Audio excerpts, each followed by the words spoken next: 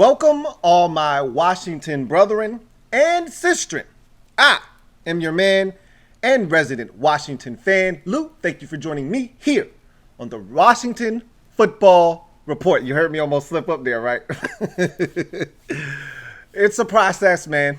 It's a process. But a couple of topics I wanted to chop up. I was just going to do a quick Alex Smith video initially, and then the NFL, PA, and the NFL have come to an agreement. All of these things happened yesterday, but I was out celebrating my birthday, and I just want to take the time to wish everybody or thank everybody for wishing me a happy birthday. You guys made it a tremendous birthday on Thursday night with the stream. My birthday was on Thursday. And so we celebrated it yesterday. We're going to continue to celebrate it today and throughout the weekend. And so I just want to tell everyone, thank you for all of the well wishes as I had a born day on Thursday. So with that being said, didn't get to the video yesterday. It was out and about and having a good time. But, you know, this is something I never thought I would say. That Alex Smith has been medically cleared to resume football activities. I never thought I would utter those words. Like, literally. The fact that we're having this conversation is just short of a miracle. Unbelievable. It's a medical miracle is what it is. I mean, after seeing the Project 11 and kind of having them chronicle what this guy went through, essentially, and how he easily could have lost not just his limb, but his life. And to see how far he's come and to put all of that into perspective and think that this guy could actually see the field again is ridiculous, but it's phenomenal on one hand, utterly ridiculous on the other hand that we're even having this conversation, because I've said this all along and I've stated this point, and we're going to get to some comments down the road if there are any. But I just couldn't see how he would want to risk anything coming back and playing. And you could say, look, you've never been at that level. You've never competed at that level, you know, and he's wired differently. When you talk to people, when you listen to people talk about Alex Smith, this guy is an alpha through and through. He's a fierce competitor and one of the hardest working guys that you'll ever meet. And, you know, watching Project 11 and then seeing where he is now in his recovery process, you kind of see that has bared itself out to be true. Like, you know, to get to where he is now, to have the doctors and all of his medical team pretty much look at the x-rays and the MRIs and say, hey, look, man, this thing looks pretty good. It's healed up really well. It's strong. You can go out and pretty much do anything you want to do on this thing and not fear that you're going to be back here again because something has gone wrong, unless something actually does go wrong. But, you know, you look good. You look fine, just like any other, you know, 34, 35-year-old man, you know. So that is amazing. But if I'm Alex Smith, do I really want to put my, you know, my future, my ability to enjoy life in jeopardy? And maybe he's not really doing that by coming back. Maybe he is, maybe he isn't. Who are we to say? I've stated this position. I don't want to see him on the football field for his own safety. And, you know, I can't be a hypocrite, because I've said all along with the Redskins name that I don't like people telling me how I should feel about something. And that's one of my biggest things. Don't tell me how I'm supposed to feel, you know. And, you know, right is right, wrong is wrong. There's one thing where it's opinion-based, and then there's another thing where right is right, wrong is wrong. And, you know, this is a situation where I can't tell that man that he can't go out and do the thing that he's done practically his entire life and that he loves doing. If he feels like he's healthy enough to do it, that's his right. You know, I would prefer to see him just gracefully bow out and say, hey, look, I've gotten back to the place that I wanted to get back to, which is if I wanted to, I could play. But I don't want to risk this injury. I don't want to risk, you know, my future and being able to run around with my kids and do the things that, you know, normal people are able to do into their 40s, 50s, and 60s. So I'm just going to gracefully bow out. But that's not how Alex Smith is wired, you know? And so it's amazing that we've gotten to this point. I didn't think we would actually get to this point. Now that we've actually gotten to this point where he's been medically cleared, do you actually think that there's a chance this guy could play? Because remember what we were saying. Hey, give him a ceremonial preseason start where he goes out, runs through the tunnel. Everybody gets to, oh, Alex, oh my God, standing over from both sidelines. He takes the first snap, don't hit him. All right, let him, treat him like,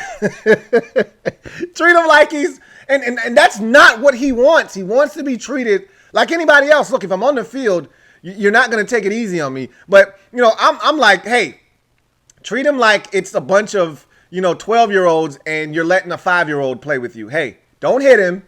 Make him feel like he's doing something really big here. If he throws a pass, light the guy up that he throws it to, but don't hit him. But that's not happening. There's no preseason games this year. So you can't even do that. So my question now is, and I want to transition because we've gotten past the part of this is amazing. Oh my God, can't believe that Alex Smith actually has been medically cleared to resume football activities. Now you get to the point now where you start actually having this conversation. Hey, where is Alex Smith on the depth chart? Obviously, to me, I think it's obvious. You may not feel that way, and we'll have that discussion if you guys bring it up. But obviously, for me, Dwayne Haskins is number one on the depth chart. He's going to get the first crack at it, and he's going to get the opportunity to prove that he is, once and for all, the guy in Washington, and it's unquestioned, and he's the leader moving forward.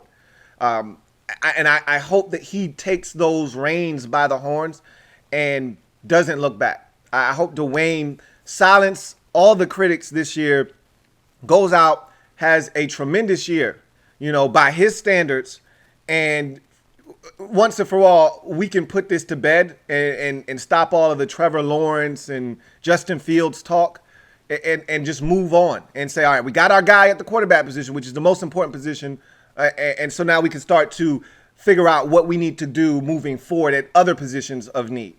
Maybe left tackle is a need after this year. Maybe right tackle is a need after this year. Maybe we have to find a true number one corner after this season. Maybe we got to go out and find another safety. Sean Davis wasn't it. Whatever the case may be, we'll know a little bit more about this team after the season. I've already talked about that, but let's hope that quarterback is taken off the table, and that's not a need going into the 2021 draft. That being said, where's Alex Smith on the depth chart? Is he number two? Does Kyle Allen now get pushed back to number three? Are the Redskins even going to carry three quarterbacks on the roster this year? I think we all felt like they were going to carry three regardless. I don't even know if that's a real question or not, because I think Alex Smith was going, whether he was healthy, medically cleared or not, he was going to be on the roster. I don't see the Redskins parting ways with him.